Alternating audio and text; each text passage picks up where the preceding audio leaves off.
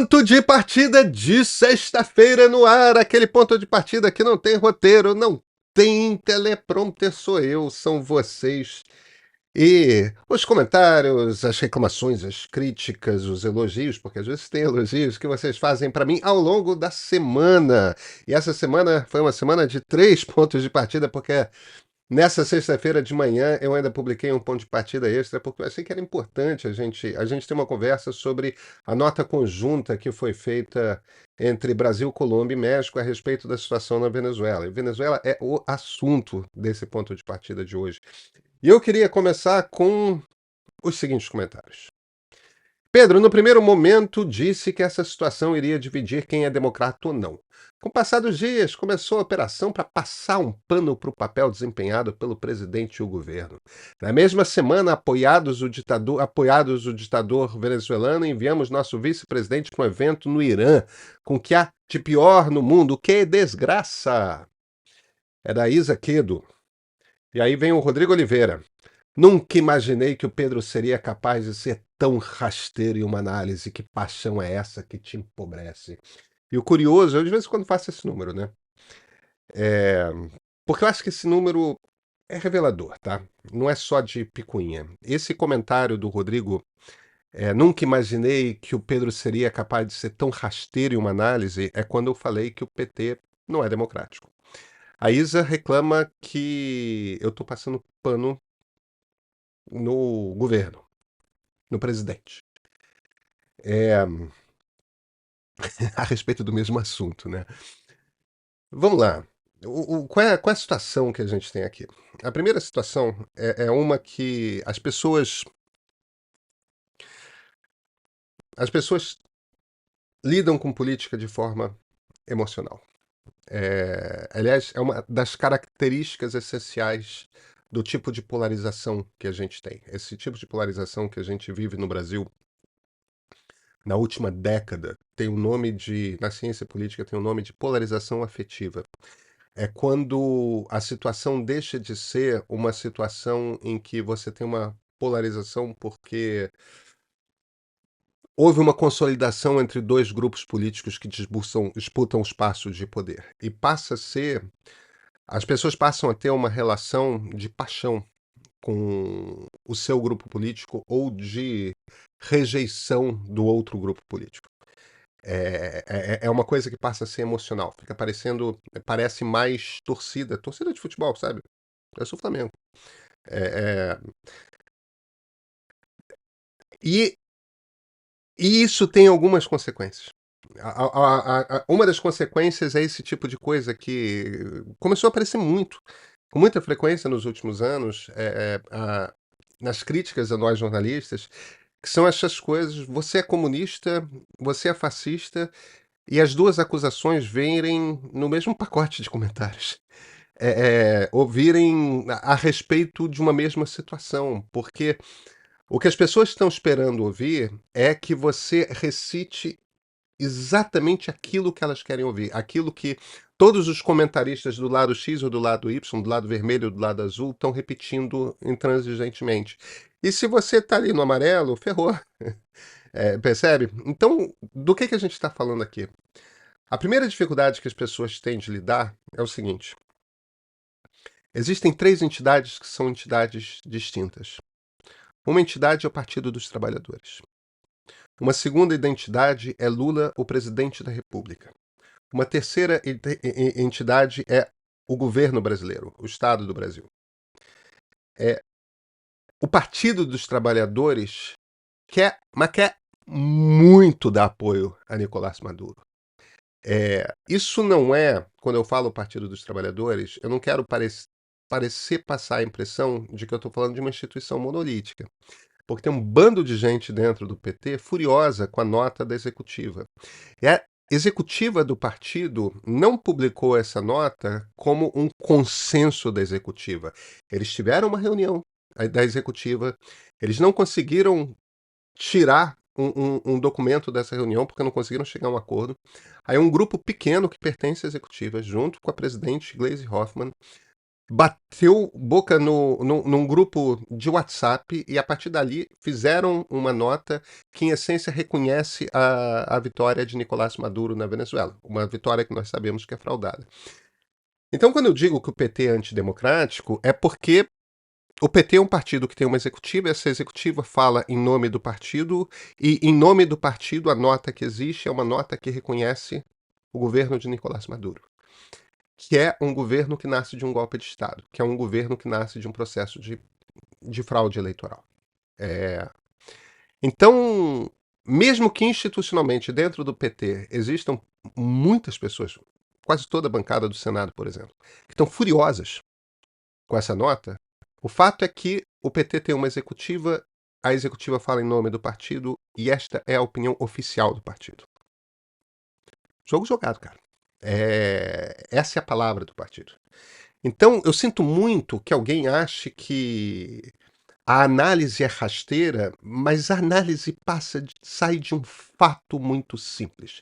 Existe um texto publicado em nome do Partido dos Trabalhadores e esse texto diz que Nicolás Maduro é o presidente legítimo da Venezuela. Ponto passivo. É isso. Simultaneamente, existe um presidente da República e o presidente da República é responsável pela opinião do governo brasileiro. Possivelmente, eu não sei disso, possivelmente, o presidente Lula gostaria muito de estar do lado de Nicolás Maduro. É óbvio, é evidente que o presidente da República, Luiz Inácio Lula da Silva, tem simpatia pessoal, de alguma forma, por Nicolás Maduro. É aquela coisa, existe uma camaradagem de décadas de encontros de líderes latino-americanos de esquerda. São pessoas que se conhecem, são pessoas que se cumprimentam, são pessoas que se veem no mesmo lado da luta política. Mas o fato é que, independentemente do que o Lula pode ter falado ou não numa entrevista, o governo brasileiro tem uma posição oficial. E a posição oficial do governo brasileiro é de não reconhecimento da eleição de Nicolás Maduro no último domingo. Então, eu sei que para muitas pessoas é difícil lidar com o fato de que o PT tem uma opinião, o governo brasileiro tem outra opinião. E fica ainda mais difícil para essas pessoas lidarem com o fato de que o governo brasileiro tem a opinião que o presidente Lula assina embaixo. Veja, o Itamaraty, o ministro Mauro Vieira, que é o chanceler brasileiro, o Celso Amorim, que é o real, o verdadeiro responsável pela política externa brasileira, a opinião deles pode influir o presidente ou não. Mas a opinião final é aquela que o presidente aprova. E no momento o que o governo brasileiro está dizendo é que, sem apresentação dos boletins de urna, sem apresentação de um resultado que liste os resultados de cada urna e que permita a aferição por uma estrutura independente do governo venezuelano, não é possível reconhecer os resultados dados pelo Conselho Nacional Eleitoral. Então, eu sei que para algumas pessoas é difícil lidar com essas duas coisas ao mesmo tempo, mas eu estou falando de dois documentos. Dois documentos que representam a posição oficial das duas instituições, governo brasileiro, Partido dos Trabalhadores. E o que os documentos dizem, em essência, são conclusões diametralmente opostas a respeito do mesmo fato. Agora, aí tem uma segunda conversa que a gente tem que ter a respeito das relações diplomáticas que países têm com ditaduras. Gente, o Brasil tem relações diplomáticas com o Irã. O Brasil tem relações diplomáticas com Cuba. O Brasil, mesmo governos de direita brasileiros, como o governo de Fernando Collor, por exemplo, como o governo de José Sarney, por exemplo, tinham relações diplomáticas com Cuba. O Brasil é um país que tem relações diplomáticas com os países. Países têm relações diplomáticas com ditaduras. A impressão que eu tenho, eu realmente torço para estar errado. A impressão que eu tenho é que a Venezuela está começando a mergulhar agora num período muito sinistro da sua ditadura. A Venezuela já era uma autocracia. Só que o que aconteceu de domingo para cá, os números que a gente está recebendo de ONGs venezuelanas dão conta já de pelo menos 1.000 pessoas que foram presas nas ruas nos últimos dias. A gente tem os líderes da oposição escondidos. É a diferença do Brasil entre 1964 e 68 e o Brasil pós-AI-5. Uma ditadura não precisa ser uma ditadura escancarada, uma ditadura brutal, para já ser uma ditadura. Já existia uma autocracia. Eu sei que tem gente por aí dizendo que autocrata e ditador não são a mesma coisa. É gente que devia olhar para o dicionário, tá? É a mesma coisa. Autocracia, a Venezuela já era. Ditadura, a Venezuela já era. Mas era uma ditadura em que havia espaço de respiro. É que nem o Brasil entre 64 e 68. Havia espaço de manifestação, dava para ir para a rua com alguma segurança. Agora fechou. Agora a gente está entrando na Venezuela do AI-5. Num momento como esse, o Brasil evidentemente não deve reconhecer a eleição de Nicolás Maduro, mas deve manter relações diplomáticas, deve reconhecer o governo posto. Por que deve manter relações diplomáticas? Primeiro porque é um país com o qual nós temos fronteiras. É sempre uma péssima ideia você não ter relações diplomáticas com um país que faz fronteira com você. Vai dar dor de cabeça, vai dar problema. Agora, além disso, está começando a ter muita gente presa. O nível de tortura vai aumentar. O número de desaparecidos vai aumentar. O tipo de coisa que já deve estar acontecendo nos porões da Venezuela é coisa dos piores pesadelos da gente. É o Brasil de 1969, é o Brasil de 1970, é o Brasil de 71, 72, 73, 74, até o Geisel começar o processo de abertura, até o Silvio Frota se... A gente está entrando no cenário do pesadelo. O papel da diplomacia brasileira agora é de manter relações para trazer gente, para negociar a soltura de gente, para trazer exilados, e abrir as fronteiras para os venezuelanos, para as pessoas poderem fugir. Essa é a coisa digna, essa é a coisa humana, essa é a coisa democrática se fazer numa situação dessas. Mantenha o diálogo e salva quem der para salvar. E bota 3, 4 diplomatas experientes para ter o trabalho de negociar exílios, oferecer asilo, porque o tempo fechou, a ditadura fechou. Eu sou Pedro Doria, editor do Meio. A gente tem uma preocupação muito grande com o que aconteceu dentro do PT. E agora, na edição de sábado do Meio, a Luciana Lima, nossa repórter em Brasília, mergulhou conversando com tudo quanto é petista, a favor, contra essa resolução do partido, para a gente tentar reconstruir quem estava de que lado, quem falou o quê, como que se chegou à decisão, como é que um partido, nascido dentro da democracia brasileira como Partido dos Trabalhadores, chegou à decisão de reconhecer uma ditadura escancarada se cerrando como isso aconteceu. Essa é uma história importante de contar. Todos os assinantes premium do Meio recebem amanhã uma reportagem da gente explicando o que aconteceu dentro do PT. Se você é de direita, se você é de esquerda, se você é de centro, essa é uma história que precisa ser contada. E esse é o ponto de partida.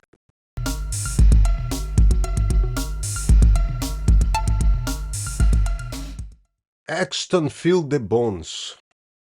E agora, Pedro Doria, editor do Meio, vai dizer para votarem no PT de novo como fez no passado? Para passar pano e chamar o PT, que sempre esteve de namoro com ditadores, somente de tacanho? Tem que ser um idiota útil ou fazer parte da corrupção? Ai, uma preguiça às vezes desse tipo de comentário, sabe? Olha, eu não acho que as instituições sejam perenes, imutáveis e monolíticas. Isso quer dizer que a interpretação que eu faço é dada pelos fatos do momento. Em 2022, nós tínhamos 2 candidatos disputando a presidência da República. Um candidato jamais representou uma ameaça à democracia brasileira. E segue como presidente da República não representando qualquer tipo de ameaça à presidência brasileira. O outro candidato era um golpista declarado. Um golpista que hoje sabemos, de fato, incumbiu 3 generais de exército e um comandante da marinha a planejarem um golpe de Estado, que só não se deu porque o alto comando do exército não quis. Então, compadre, num cenário como o de 1922, num cenário como o de 2022, eu teria rigorosamente a mesma posição. Eu tenho zero arrependimento de ter votado em Luiz Inácio Lula da Silva. Zero. No segundo turno, imagina. Não tinha escolha, não tinha opção. E dado o mesmo cenário hoje, seria a mesma escolha. Isso não tem nada a ver com a tacanhice do PT. Entendeu? Eles são. Tem uma turma no comando do PT que é incapaz de entender a mecânica. Eles ficam naqueles cálculos geopolíticos complicados, né? O imperialismo yankee, o petróleo, aí tem a relação de, não sei, eu vi um vídeo que era um troço espetacular, né? Porque leva não sei quantos dias para o petróleo chegar do Oriente Médio, enquanto que o da Venezuela, então o domínio americano sobre. Não, porque as sanções da Venezuela, que só começam em 2018, né? As sanções da Venezuela fizeram que houvesse uma deterioração da economia venezuelana que leva o Maduro a precisar fazer. Eles não entendem a coisa mais básica a respeito de democracia e não entendem a coisa mais básica a respeito de Brasil. A coisa mais básica a respeito de democracia é o seguinte: essa coisa de regime contagia. Quando você tem um bando de ditadura em volta, aumentam muito os incentivos dentro de uma sociedade para que se implante uma ditadura nela. Quando você tem um bando de democracia em volta, aumentam muito os incentivos e os desejos dentro de uma sociedade por liberdade, essa ânsia por liberdade. Então, o que interessa a uma democracia é ter muitas democracias em volta. E tem que ser sempre muito preocupante para uma democracia quando começa a ter tentativa de golpe de Estado, quando começa a haver rompimento democrático, principalmente na vizinhança. Porque essas coisas são contagiosas. Você vê, houve uma tentativa de golpe de Estado no Brasil, deu 1 ano e meio, tem uma tentativa de golpe militar na Bolívia. Essas coisas contagiam. Acaba de acontecer na Venezuela. Entendeu? Existe uma deterioração generalizada no ambiente do desejo por democracia. Então, para qualquer democrata, isto é preocupante. E aí a tacanhice do PT entra no seguinte: eles acham que se é de esquerda está tudo bem. Eles sequer são capazes de perceber as bestas que no Brasil não tem ditadura de esquerda. Foi um movimento protofascista que deu o golpe militar de 1937, quando era Getúlio Vargas, o presidente da República. Quem foi preso na ditadura de 1937 foram os comunistas. Os fascistas, que tentaram um golpe também no início de 38, pro exílio perdoa-se o outro, o terceiro vira reitor da USP. Percebe? Golpe militar, quem dá no Brasil é a direita. Ditadura, quem faz no Brasil não é a esquerda, é a direita. Todas as nossas ditaduras são de direita. Então o pessoal fica aí achando que é bacana na vizinhança ter ditadura de esquerda, as bestas, e não percebem que quem vai em cana são eles. Que somos nós jornalistas. Olha aqui, eu estava falando, olha essa peça, Cássio Miranda. Pedro, você é o pior comentarista político desse país. Você defendeu a volta do Lula ao poder, você é a pró-ditadura autoritária dos Estados Unidos, trabalha para o imperialismo, um traidor da nação. Na Rússia, China estaria preso, pois lá traidores e bejuladores do imperialismo têm o lugar que merece. Merecem, tá? Você tem toda a razão. Do jeito que eu me porto na Rússia e na China, eu estaria preso. Se eu tivesse sorte.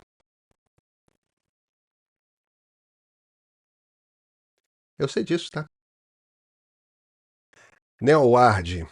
Vocês falam como se a oposição de extrema-direita na Venezuela fosse democrática. KKKKKKKKKK. Compadre, não é relevante. É, o ponto aqui é, primeiro, a oposição é um saco de gatos, é todo mundo que não é bolivariano, entendeu? Então a oposição é de tudo, inclusive tem extrema-direita. É, o pessoal fica falando, Maria Corina é de extrema-direita. Ela é um PFL, cara, entendeu? É um Antônio Carlos Magalhães, entendeu? Ou seja, ela tem uma pegada meio autoritária mesmo, ela fala duro, ela é conservadora, mas opera dentro de um regime que é uma autocracia.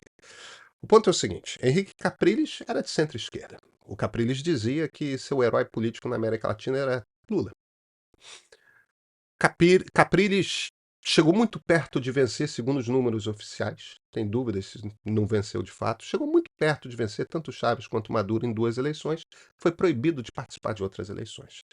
Leopoldo Lopes, de centro-direita. Cara super normal, um Rodrigo Maia. Tá? Carismático. Bastante carismático. Mas um cara normal de centro-direita. Ele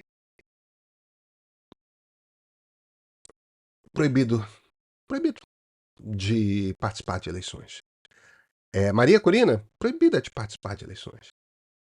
Esse Edmundo Gonzalez, eu vou te falar uma coisa, esse Edmundo Gonzalez, esse embaixador, ninguém na Venezuela tem a mais vaga ideia de quem é.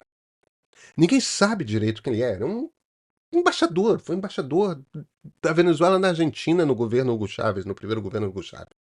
Entendeu? Um diplomata aposentado. Ele não é ninguém.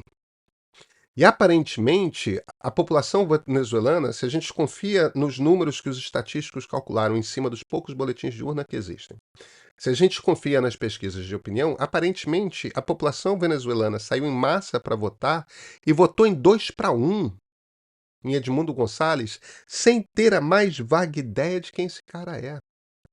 Sabe o que isso quer dizer? Isso quer dizer, em essência, que qualquer um está valendo menos Maduro. Então, as pessoas ficam falando, a oposição, vocês nem sabem quem a oposição da Venezuela é. Não importa. A única pergunta relevante é a seguinte: quem a sociedade venezuelana deseja como seu presidente? É só isso que importa. Se a gente está falando de uma democracia, cara, votou, está eleito, eleito está, vai ser presidente. A gente aturou 4 anos de Jair Bolsonaro. E o Bolsonaro era o cara que se recusava, que não queria, que trabalhou para não ser posto para fora pelas urnas. Exatamente como Maduro. O Bolsonaro da Venezuela é Nicolás Maduro. Não é Edmundo Gonçalves. Então, todos esses argumentos, mas os Estados Unidos isso, mas a oposição aquilo, mas naquele dia, mas tentaram um golpe contra o Chaves também tentou golpe, o Maduro acaba de dar outro golpe. Nada disso importa, importa é o seguinte, em quem votou a sociedade venezuelana, é só isso que importa. Quem a sociedade venezuelana escolheu para ter como seu líder? Por que a sociedade venezuelana não tem o direito de escolher quem vai mandar nela? Por que a sociedade venezuelana não tem direito a ter uma democracia? Toda a sociedade deveria ter direito a ter uma democracia. Eduardo Magalhães, não é agora que temos visto quem é e quem não é democrata. Isso tem sido demonstrado nos últimos anos. Colocar esse episódio como divisor de águas é apenas mais uma retórica a favor da posição de cada um que toma a sua. Não, eu acho que é diferente. Eu acho que é diferente pelo seguinte: defender a manutenção de relações diplomáticas com ditaduras, eu acho que é perfeitamente do jogo, porque tem um limite para você isolar países internacionalmente. Eu sou contra, entendeu? Mesmo esse esquema de sanções, eu acho que não funciona. Eu acho que no caso da Rússia deixou evidente que essas sanções raramente funcionam para abalar ditaduras. Olha para o caso do Irã. Por piores que sejam as sanções, o regime está lá. O regime só endurece. Eu acho que sanções tendem até a piorar ditaduras. Então, eu sou contra isolar ditaduras. Você está certo que a Venezuela já era uma ditadura. Mas existem tipos diferentes de ditadura. E o que acontece agora de concreto, que não tinha acontecido antes, é o seguinte: neste momento, neste momento, tendo vivido a experiência e conhecendo hoje os detalhes de como Jair Bolsonaro e o movimento bolsonarista tentou um golpe militar no Brasil, a gente está assistindo a mesma coisa acontecendo na Venezuela. E a esquerda está no poder no Brasil. Neste momento, nessa situação e nesse contexto, as pessoas têm a oportunidade clara de analisar, putz, está acontecendo lá o que quase aconteceu aqui. Qual é a nossa posição em relação a isso? Se você vai ser coerente e dizer, com toda essa experiência que eu tenho agora, vivida recentemente, eu olho para isso e digo, não quero. Você é um democrata. Se, no entanto, você diz, não, mas ali é diferente, porque a oposição é de direita, porque os Estados Unidos fazem embargo, porque o petróleo. Então você acha que tem coisas que estão acima da democracia. Tá valendo. É só que democracia não é um valor fundamental para você. É só isso. Um último comentário longo do qual eu gosto muitíssimo. E eu queria fazer para vocês. Márcio Soares. Minha defesa sempre foi a de que o movimento bolivariano deveria ter levado a Venezuela na direção do socialismo, algo que somente pode acontecer hoje, terminando com a democracia capitalista, por meio da instalação da ditadura dos trabalhadores, até o momento no qual o socialismo pudesse se consolidar no país e não fosse mais necessário um Estado, e em seu lugar se instalasse uma comunidade de produtores livremente associados como representação por mandatos volantes quando necessário. Mas nada de um Estado burguês democrático, não, nada de governo liberal ou autoritário. Ou seja, da direção de uma verdadeira democracia, onde um poder, o do Estado, não mais se separaria do corpo social como uma entidade política de comando externo. O problema é que o movimento bolivarianista perdeu a oportunidade de realizar o socialismo na Venezuela. Em seu lugar, contentou-se com uma espécie de capitalismo popularesco dirigido por um Estado forte, centralizado e crescentemente autoritário. Nesse sentido, o movimento que nasceu com uma tentativa de levar à frente o socialismo do século XXI degenerou-se em autoritarismo político, impasse econômico e crescente empobrecimento social. Agora, a burguesia, que nunca foi derrotada na Venezuela, vem a público fazer seus habituais e falsos pronunciamentos em defesa da democracia liberal. O problema é que a dita democracia capitalista não passa de uma máscara sofisticada para a ditadura do capital. Enquanto isso, o bolivarianismo esgotou-se diante das forças capitalistas e imperialistas. Infelizmente, agora a situação na Venezuela não terá solução sem enorme violência, tendo o país perdido a oportunidade de implantar o primeiro governo comunista da história. Hoje, o governo venezuelano, que pactuou com as forças armadas pequeno-burguesas e sua estabilidade até aqui, não passa de uma ilusão nacionalista atávica e o seu líder de um idiota cercado de imbecis. O que eu gosto do seu comentário, Márcio, é que ele é de uma honestidade que eu respeito pra cacete, mesmo, cara. Eu, evidentemente, discordo da primeira à última linha. Eu não vou entrar muito em detalhe, não, mas eu fui criado entre stalinistas, né? Tinha muitos stalinistas ao meu redor quando eu era pequeno. E embora não estou dizendo que você é stalinista, não, porque obviamente você não é. Você está procurando ali um marxismo mais puro, talvez meio salpicado pelo Bakunin, né? Mikhail Bakunin, o- um dos ideólogos iniciais do anarquismo, que passa essa ideia de também de uma nação governada pelas comunas de trabalhadores, né? É, eu acho, entendeu? Essa é a minha opinião. Ideologias são lentes através das quais você olha para a sociedade. É, uma das características da lente que eu uso, que é a lente liberal, você usa a lente comunista. Uma das características da lente que eu uso é que a gente A gente tenta não ser utópico, a gente tenta não imaginar o mundo perfeito, a gente tenta não imaginar um futuro inevitável. Isso não é 100% verdade. O Fukuyama, Francis Fukuyama, que é de longe um dos meus cientistas políticos favoritos, tem uma coisa meio hegeliana. Ele vê a democracia, e eu tendo a concordar com ele, como o melhor regime possível.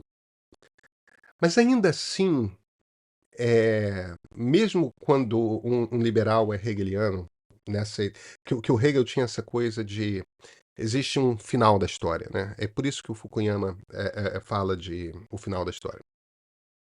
Mesmo quando um liberal como o Fukuyama é hegeliano, e vê esse final da história como aquele momento em que a sociedade humana encontra um regime de governo que é o melhor regime. Pro liberal, tem um adjetivo aí. É o melhor regime que dá. É o melhor regime possível. Porque a gente parte do princípio de que vai sempre ter algum tipo de confusão, vai sempre ter muita discordância, nunca vai ser ideal, sempre vai ter problema, sempre vai ter algum tipo de desigualdade. Então, o que a gente tem que tentar é um regime que seja o melhor para a maioria, de forma que as minorias não sejam nunca esmagadas e que garantia de dignidade na vida, entendeu? Você tem que ter. E é isso, é assim que a gente compreende a democracia liberal, com uma economia de mercado. Aí a gente pode ter uma conversa maior sobre isso, mas a ideia é essa. É, o Marx, que é outro hegeliano, ele olha para a ditadura do proletariado como, não, como um regime perfeito, né? O regime em que haverá tanto liberdade quanto igualdade. Você vai ter a garantia de liberdade e igualdade econômica. O problema do desenho que você está fazendo, essa democracia liberal é só uma casca, isso é uma mentira, é que a gente conhece democracias liberais e a gente sabe que, conforme democracias liberais se estabelecem e ficam uma década, 2 décadas, 3 décadas, 4 décadas, 5 décadas, a gente sabe que a qualidade de vida das sociedades vai melhorando. A gente sabe porque a gente vê isso na história. E toda rigorosamente toda a experiência que nós temos com a tentativa de implementar regimes comunistas é de que você até consegue, durante um tempo, alguma igualdade econômica. Alguma porque a burocracia que está no comando sempre se dá bem, tá?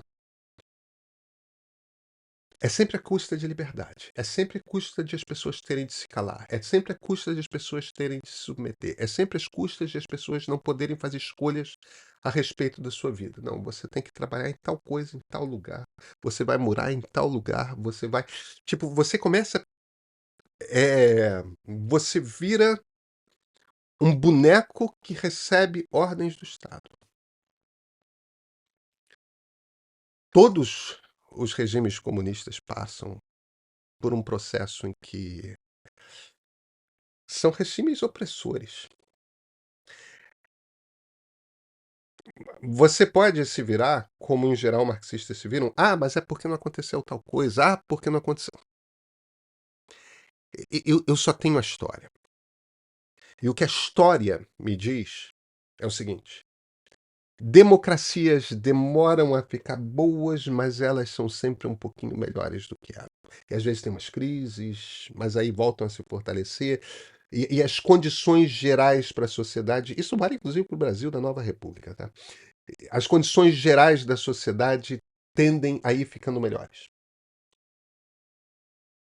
No comunismo isso nunca acontece. É sempre ao custo de as pessoas poderem fazer o que elas querem, de as pessoas poderem ser quem elas desejam ser, ou tentar ser, ter oportunidade de ser. Marxistas, em geral, acham que Isso é um desejo pequeno burguês, você poder ser quem você deseja ser. Eu acho que é uma necessidade humana fundamental. Mas obrigado pela sua honestidade. Tem muita gente que pensa como você e não fala na cara, né? É, você não quer uma democracia. Tudo bem. Você quer uma outra coisa, que é uma coisa que existe no mundo utópico que você chama de democracia. E de fato não é a mesma coisa que eu chamo de democracia. Gente, vamos sextar. Foi intensa a semana. Meio Perspectiva IA é mais um produto premium do Meio, uma edição especial em PDF com 47 páginas, com artigos que vão a fundo sobre os temas abordados aqui nesse webinar. O Meio nasceu com o propósito de ajudar as pessoas a estarem informadas para lidar com os desafios do mundo moderno. Meio Perspectiva é uma nova forma de retribuir o apoio aos nossos assinantes Premium. Siga o link pelo QR Code que aparece aqui na tela para assinar o Meio Premium e garantir já o seu. São só R$15 por mês. Uma edição especial onde toda a equipe do Meio se esforçou para criar um conteúdo inédito e relevante que você não vai encontrar em outro lugar. Escolhemos a inteligência artificial como tema dessa primeiríssima edição devido ao impacto que ele está tendo em nossas vidas e que só irá aumentar muito nos próximos anos.